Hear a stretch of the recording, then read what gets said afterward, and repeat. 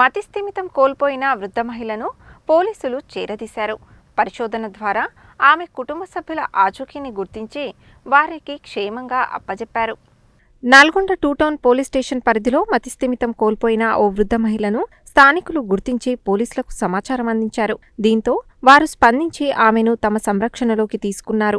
Nalgonda 2 town SI Saidulu ఆమెను విచారించగా కుటుంబ సభ్యుల వివరాలను తెలియజేయలేకపోవడంతో సామాజిక మాధ్యమాల ద్వారా పోలీసులు విస్తృత ప్రచారం నిర్వహించారు. సామాజిక మాధ్యమాల ద్వారా చేసిన ప్రచారంతో ఆ వృద్ధ మహిళ కుటుంబ సభ్యుల ఆచూకీ గుర్తించి ఆమెను వారికి క్షేమంగా అప్పజెప్పారు. దీంతో ఆ మహిళ కుటుంబ సభ్యులు పోలీసులకు కృతజ్ఞతలు తెలిపారు. ఈ సందర్భంగా 2 టౌన్ ఎస్ఐ సైదులు మాట్లాడుతూ పోలీసులు ప్రజలకు నిరంతరం అందుబాటులో ఉంటూ అంకితభావంతో సేవలు అందజేస్తున్నారని తెలిపారు.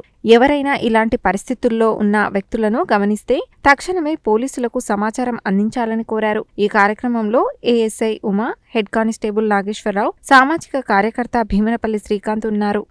ఈరోజు సుమారు ఉదయం 10 గంటల ప్రాంతంలో ఒక ఆమె ఓల్డ్ ఏజ్డ్ ఉమెన్, సుమారు 72 సంవత్సరాలు ఉంటుంది. ఇక్కడ ఎన్జీ కాలేజ్ ఆవరణలో ఒక పేరు మాత్రమే చెప్తుంది. ఆ బంధువుల ఇంటికి వచ్చిన చెప్తుంది. ప్రసాద్ అనే బంధువు ఇంటికి వచ్చిన ఊరు పేరు చెప్పలేని పరిస్థితిలో ఉంది. వెంటనే అక్కడున్న స్థానికులు మాకు 2 టౌన్ పోలీస్ స్టేషన్ సమాచారం చేయడం జరిగింది. మా సిబ్బంది అక్కడ వెళ్ళి తీసుకొచ్చి ఆమెని ఫోటో తీసి వివిధ వాట్సాప్ గ్రూప్లో సర్క్యులేట్ చేస్తే వాళ్ళ యొక్క మనవడు ప్రసాద్ అని ఇక్కడనే గవర్నమెంట్ ఉద్యోగం చేస్తాడు.